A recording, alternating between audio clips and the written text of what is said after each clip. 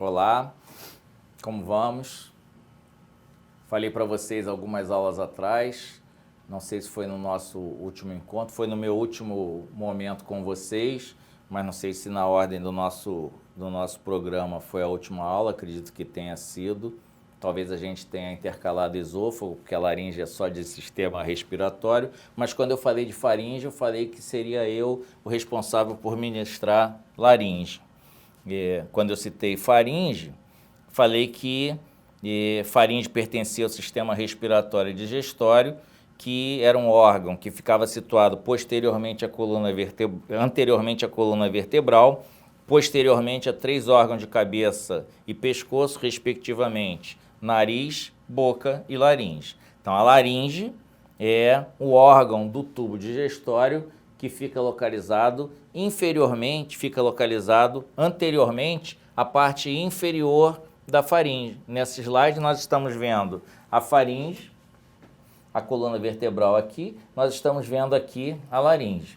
Reparem vocês que o tubo respiratório, o sistema respiratório, é constituído, primeiro órgão, nariz, segundo órgão, faringe, nasofaringe e orofaringe são partes da faringe que estão relacionadas com a passagem do ar dentro desse trato respiratório, e aí o ar vai se direcionar para o interior da laringe essa que vai se continuar com traqueia e brônquios até chegar nos nossos pulmões. Então, a laringe, que pertence ao nosso sistema respiratório, está localizada à frente da laringofaringe.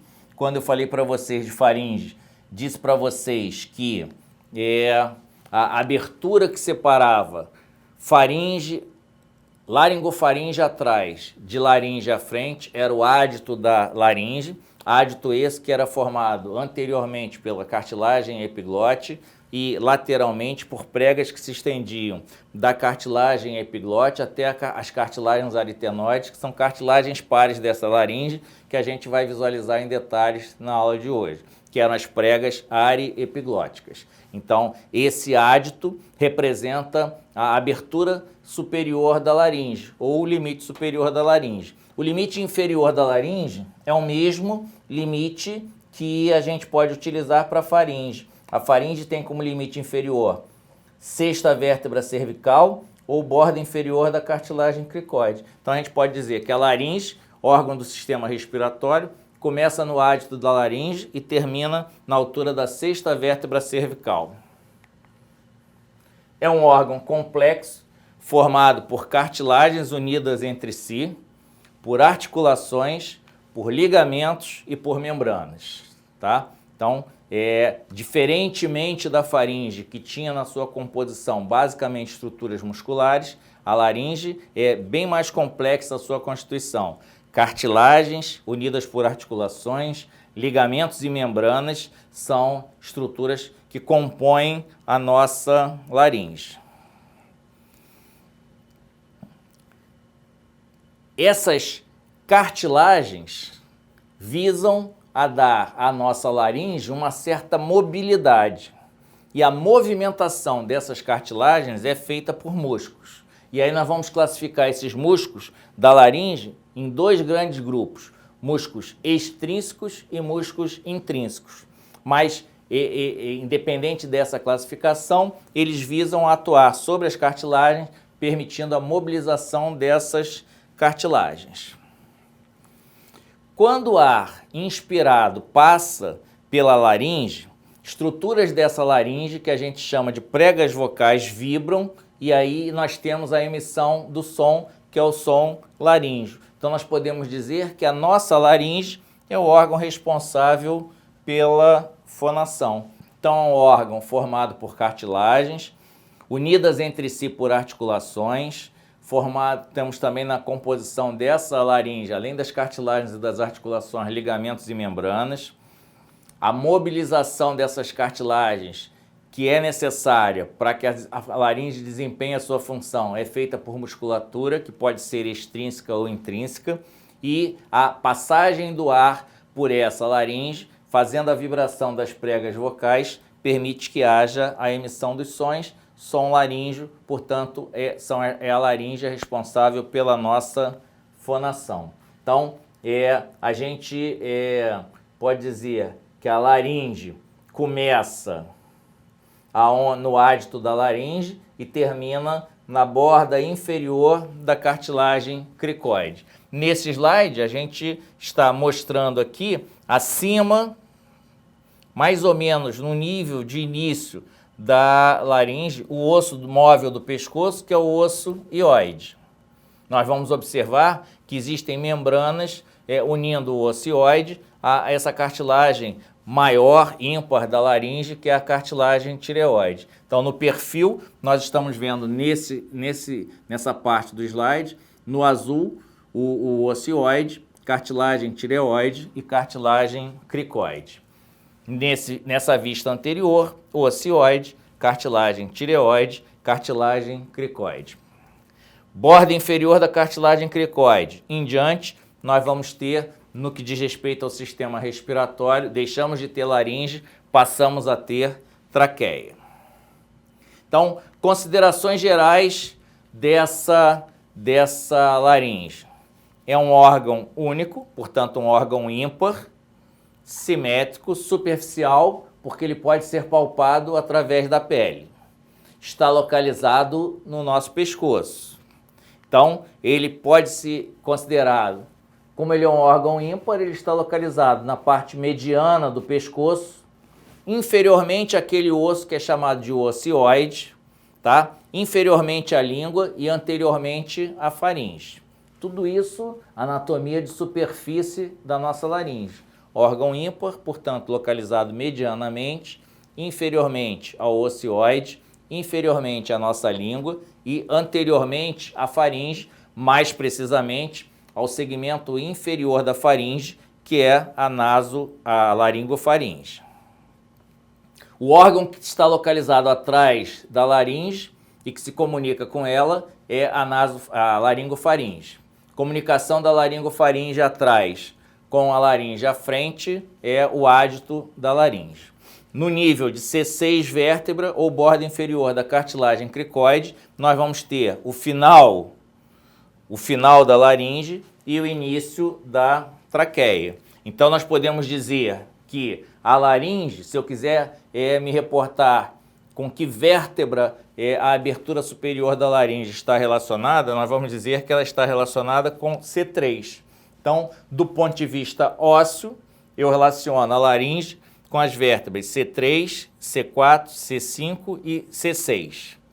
Qual é o comprimento médio dessa laringe? Em torno de 5 centímetros, 4,5 centímetros de comprimento, 4 centímetros de largura e 3,5 centímetros de diâmetro antero-posterior. Reparem que ela é um pouquinho mais comprida, tá? Do que larga e, por sua vez, a largura é um pouquinho maior do que o seu espaçamento no sentido antero-posterior. Comprimento cerca de meio centímetro maior do que a largura e essa cerca de meio centímetro maior do que o seu diâmetro antero-posterior. Então, estendendo-se entre C3 e C6, tá? Continuando-se inferiormente com a traqueia, tem um comprimento médio de 4,5 centímetros, uma largura média de 4 centímetros e um diâmetro antero-posterior de 3,5 centímetros. Então, esse é o posicionamento da nossa laringe. Novamente, estamos vendo a língua, o osso hioide, cartilagem tireoide, cricoide, aqui eu já estou vendo a traqueia. Essas cartilagens e as estruturas que unem essas cartilagens entre si e a cartilagem tireoide ao osso hioide, nós vamos falar na nossa sequência. Então, considerações anatômicas da nossa laringe. Sempre que eu estou falando de laringe, eu estou me reportando um pouco à minha aula sobre faringe, que era uma estrutura, um órgão pertencente ao sistema respiratório e digestório, mas de constituição basicamente muscular, músculos estriados esqueléticos que eu classifiquei para vocês em dois grupos, constrictores e levantadores. Do ponto de vista anatômico, a laringe é constituída por um esqueleto cartilaginoso, por articulações e por ligamentos que as unem. Então, a gente considera, os autores, os anatomistas consideram a laringe como sendo a estrutura principal da constituição da laringe, esse esqueleto cartilaginoso, tá? As cartilagens se articulam entre si, nós temos ligamentos que unem essas cartilagens, tá? Além desse esqueleto cartilagíneo, a gente tem músculos que mobilizam essas cartilagens e a gente tem uma túnica mucosa que forra o interior do órgão. Então, de dentro para fora, eu tenho uma túnica mucosa, eu tenho o esqueleto cartilaginoso que dá forma a esse órgão e que permite que esse órgão mantenha uma via permanentemente aberta para a passagem do ar ambiente, tá? E músculos que vão mobilizar essas cartilagens e as articulações entre elas. Então, essa é a característica anatômica da nossa laringe. Reparem vocês que é um órgão pequeno do ponto de vista de tamanho, mas extremamente complexo do ponto de vista de formação, de constrição, como nós vamos ver no decorrer da nossa explanação.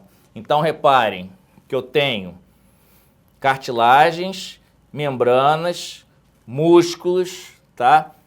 Articulações entre essas cartilagens, permitindo que os músculos mobilizando essas cartilagens e essas articulações façam com que a laringe desempenhe a sua função.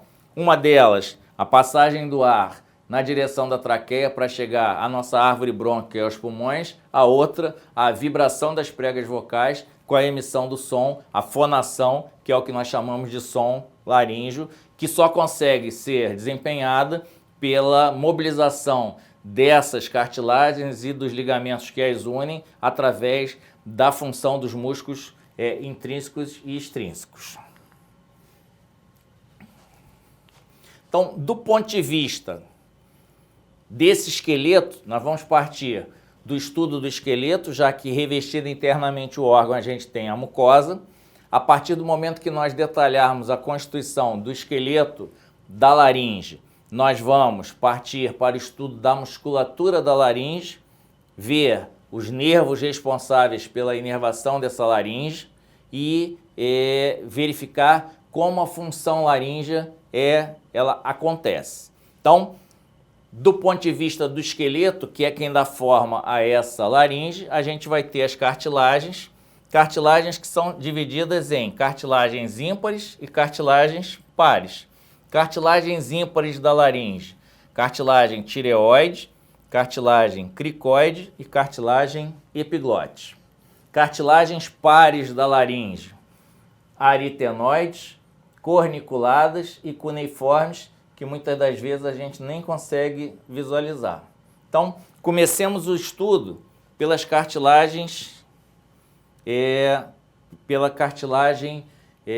cartilagens ímpares. Inicialmente, falando da cartilagem tireoide, que é a maior e mais superior das cartilagens da laringe. Essa cartilagem tireoide apresenta duas lâminas lateralmente dispostas que se encontram num plano mediano, formando uma estrutura angulada que é chamada de proeminência laríngea ou pomo de Adão.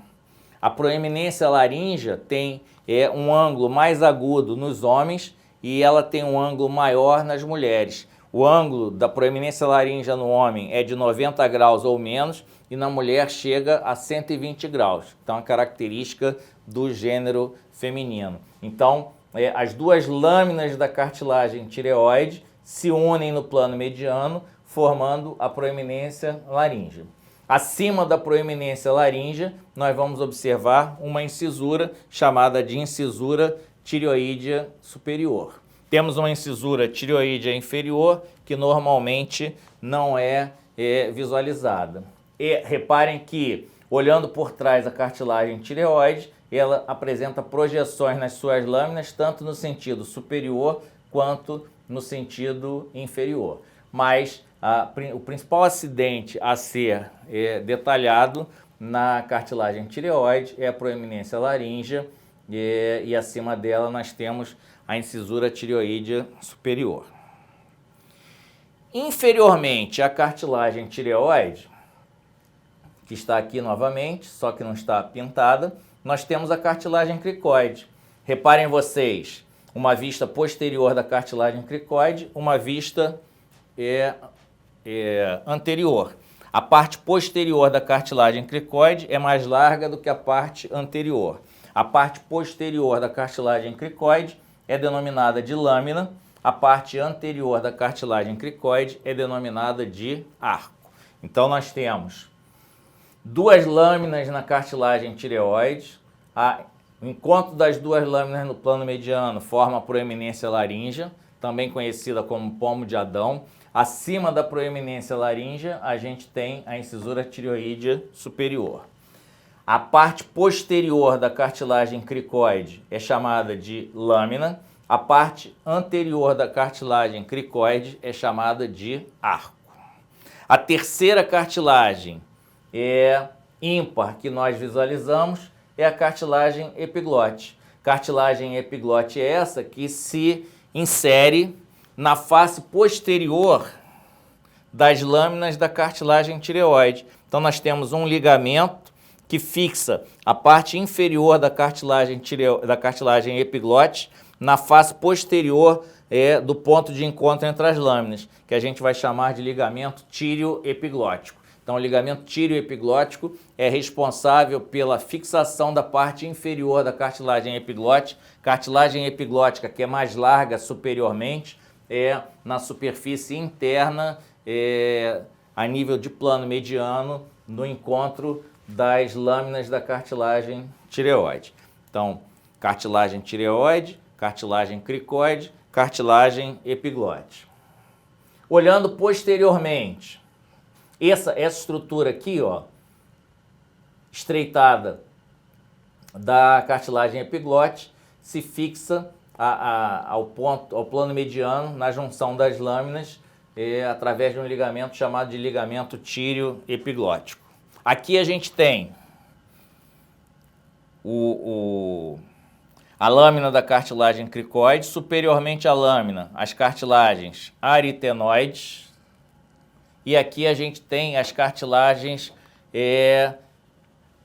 corniculadas, tá? E aqui, em cima das corniculadas, a gente está vendo as cartilagens cuneiformes. Então, se a gente retornar aqui, tireoide, cricoide e epiglote, extremamente muito grandes, fáceis de serem visíveis, de serem visualizáveis. Aritenoides também são cartilagens importantes. As corniculadas e as cuneiformes. As aritenoides vão ser importantes no desempenhar dessa função da fonação, na vibração das pregas vocais com a emissão do som laríngeo. As corniculadas e pequenininho aqui em cima a cuneiforme, que nem sempre é visualizada. Mais cartilagens pares, aritenoides, corniculadas e cuneiformes. Representei para vocês individualmente as cartilagens. Agora nós vamos conectar essas cartilagens entre si. Primeiro, nós vamos ver a comunicação ou a união que existe entre a cartilagem cricoide e a cartilagem tireoide. Lembrando que numa vista anterior, cartilagem tireoide superior, cartilagem cricoide localizada inferiormente a ela. Então, a união cricotireoide é representada por uma membrana, que é a membrana cricotireoide. Então, a membrana, cartilagem tireoide, cartilagem cricoide, membrana cricotireoide.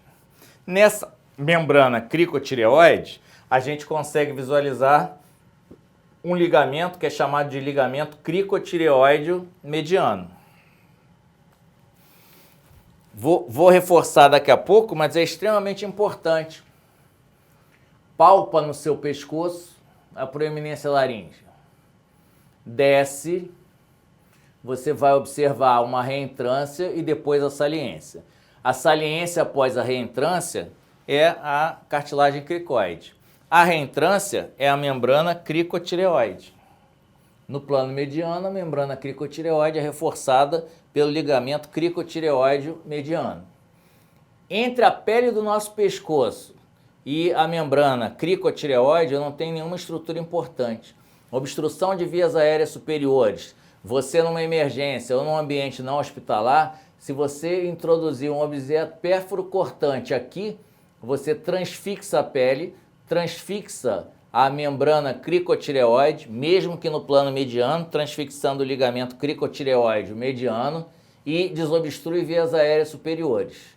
Depois, o cirurgião que está habituado vai fazer a abertura da traqueia, portanto, abaixo de C6, a traqueostomia, que pode ser demorar por um prazo maior em pacientes hospitalizados que vão ficar muito tempo entubados. Ao invés de deixar entubado, faz a traqueostomia de forma eletiva. Na urgência, não sendo cirurgião, até o cirurgião competente, ele vai preferir fazer uma abertura da membrana cricotireoide, já que entre a pele e a membrana eu não tenho estrutura importante nenhuma. Muito bem, então membrana cricotireoide, importante por conta da possibilidade de acesso às vias aéreas superiores com desobstrução dessas vias aéreas. Entre a cartilagem cricoide e a cartilagem aritenoide, a gente vai ter uma articulação do tipo sinovial condilar, tá? Condilar permite a realização de movimentos em dois planos. E essa articulação cricoaritenoide, elas são reforçadas pelo ligamento cricoaritenoide posterior. Esse ligamento cricoaritenoide posterior tem como ligamento vizinho um ligamento chamado de ligamento cricofaríngeo entre as cartilagens aritenoides. Então, existe uma rede de ligamentos reforçando essa articulação que existe entre a cartilagem cricoide e as cartilagens aritenoides. Principalmente pelo fato de que é a movimentação dessas cartilagens aritenoides que vai tensionar ou relaxar as pregas vocais através da musculatura específica, e da tensão ou relaxamento dessas pregas vocais a gente vai ter a emissão do som laríngeo. Vimos a articulação, a articulação entre a cartilagem cricoide e a tireoide, a cartilagem cricoide e as aritenoides. Agora, há uniões entre a cartilagem tireoide e as cartilagens epiglóticas. Aquele ligamento que eu falei, que é o ligamento tireoepiglótico, fica no ângulo entrante da cartilagem tireoide. Então, assim como eu chamo a parte mais anterior da união das lâminas de proeminência laríngea, a face posterior desse encontro eu chamo de ângulo entrante. Então, na parte mais inferior desse ângulo entrante, a gente tem a fixação da cartilagem epiglote à cartilagem tireoide. E essa fixação nós chamamos de ligamento tireoepiglótico. Temos ligamentos vocais que vão do ângulo entrante ao processo vocal, tá? Esses ligamentos são esses aqui, ó. Então, vão do ângulo entrante aos processos vocais. Então, nós temos o ligamento tireoepiglótico e os ligamentos vocais, que vão do ângulo entrante ao processo vocal. Temos também ligamentos vestibulares, que vão do ângulo entrante à fóvea triangular e que é mais acima. Então, reparem, olha aqui a posição. Esse daqui são os ligamentos vocais. Esse daqui são os ligamentos vestibulares. Esses são superiores aos ligamentos vocais. Muitos autores anatômicos, anatomistas, chamam isso daqui, ao invés de ligamentos vestibulares, de pregas vestibulares e essas de pregas vocais. Mas o nome mais correto é ligamento tireoepiglótico, ligamentos vocais, ligamentos vestibulares. Os ligamentos vocais vão do ângulo entrante ao processo vocal. Os ligamentos vestibulares vão do ângulo entrante à fóvea triangular. Então, ponto comum entre ligamento tireoepiglótico, ligamento vocal e ligamentos vestibulares. Todos saem do ângulo entrante, tá? O ligamento tireoepiglótico chega ao ângulo entrante para fixar a cartilagem epiglote a esse ângulo entrante. Os ligamentos vocais vão do ângulo entrante ao processo vocal. E os vestibulares vão do ângulo entrante à fóvea triangular. A esse conjunto de ligamentos, a gente vai chamar isso de membrana fibroelástica da laringe. Membrana fibroelástica da laringe, que é a lâmina contínua situada em toda a extensão entre a mucosa e os músculos intrínsecos. Então, todo esse conjunto ligamentar e cartilagíneo a gente vai chamar de membrana fibroelástica da laringe, tá? E é uma estrutura contínua situada entre a extensão da mucosa e os músculos intrínsecos. Vamos falar dela em detalhes daqui a pouquinho.